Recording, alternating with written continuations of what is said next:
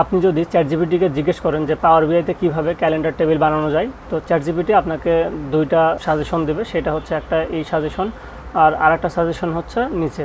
তো এখানে আসলে অনেক বড় কোড, অনেক কিছু, এত কিছু আসলে আপনার দরকার নাই।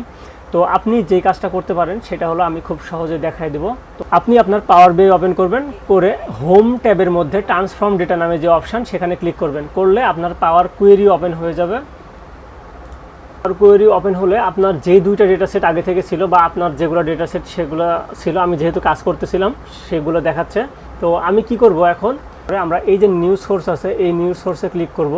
নিউজ সোর্সে ক্লিক করলে আমাদের সামনে কয়েকটা অপশান আসবে। আমরা এই যে ব্ল্যাঙ্ক কোয়েরি নামে একটা অপশান আছে সেখানে ক্লিক করব। আমরা নিউজ সোর্সের উপরে না, এই যেখানে আসলে ড্রপ ডাউন মেনুটা আছে এখানে নিউজ সোর্সের উপরে ক্লিক করব, কারণ উপরে ক্লিক করলে আমাদের একদম মেন যেই ডেটাবেসগুলো কানেকশনগুলো সেখানে চলে যাবে। আমরা এখানে ক্লিক করলে আমরা এটা আসবে। তো আমাদের এই ব্ল্যাঙ্ক কোয়েরিতে আমরা চলে যাব। ব্ল্যাঙ্ক কোয়েরি যাওয়ার পরে আমাদের এখানে আসলে লিখতে বলবে। তো লিখতে বলবে আমরা এখানে একটা জিনিস লিখবো, সেটা হচ্ছে এটা, ঠিক আছে। তো এখানে কি লিখছি আমি যদি দেখাই যে লিস্ট ডট ডেটস, তারপরে হচ্ছে আমাদের স্টার্ট ডেট, কোথা থেকে আসলে আমরা ডেট টেবিলের ডেটটা শুরু করব, আর তারপরে আসলে কত দিন নিব আমরা সেটা আমরা দিয়ে দিচ্ছি 731 দিন।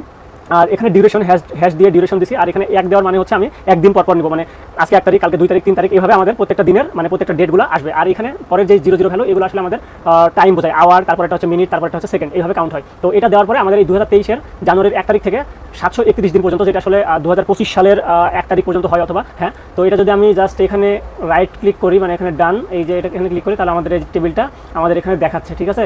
এখন পর্যন্ত এটা সম্পূর্ণ হয় নাই। সম্পূর্ণ করার জন্য আমাদের এখানে টু টেবিল অপশানে ক্লিক করতে হবে। টু টেবিল অপশানে ক্লিক করলে এখানে আপনার সামনে একটা উইন্ডো আসবে। এই উইন্ডোতে জাস্ট কিছু করতে হবে না, আপনি জাস্ট ওকে দিবেন, তাহলে দেখবেন আপনার টেবিলটা তৈরি হয়ে গেছে। এই যে দেখেন আমাদের 1/1/2023 থেকে শুরু হয়েছে, এটা একদম আমাদের শেষ হবে গিয়ে 2025-এর আমরা দেখতে 2024-এর 31 তারিখ পর্যন্ত, মানে ডিসেম্বরের 31 তারিখ পর্যন্ত আমাদের এখানে গেছে টোটাল 731টা দিন। এই যে এখানে আমাদের রো নাম্বারগুলো দেখাচ্ছে।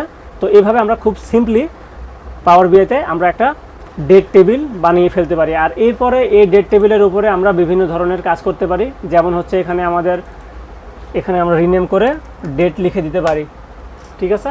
তো এখানে আমরা আরও কাজ করতে পারি, যেমন এটা যদি আমি সিলেক্ট করি, সিলেক্ট করার পরে আমাদের যে ডেট ফাংশনগুলো আছে, যেমন হচ্ছে আমি অ্যাড কলামে যাই, ডেট ফাংশন। এখন আমি চাচ্ছি যে প্রত্যেকটা ডের আমরা যে দিন, উইক ডে, সেটাও আমরা দেখতে চাচ্ছি, বা নেম অফ দ্য ডে সেটাও দেখতে চাচ্ছি। আমরা যদি এখানে ক্লিক করি তাহলে কোন তারিখ কী দিন ছিল সবগুলো আমরা এভাবে পেয়ে যাব। তারপরে কোনটা কোন মাস সব কিছু আমরা এভাবে সিলেক্ট করার অবস্থায়, এটা আমরা সিলেক্ট করা অবস্থায় আমি হচ্ছে মান্থে গেলাম, then name of the month আমি ক্লিক করলে এখানে দেখিয়ে দিবে, ঠিক আছে, জানুয়ারি ফেব্রুয়ারি এভাবে দেখিয়ে দিবে। তো এটা খুব সুন্দর একটা প্রসেস, আপনাকে খুব কম কোড করতে হয়।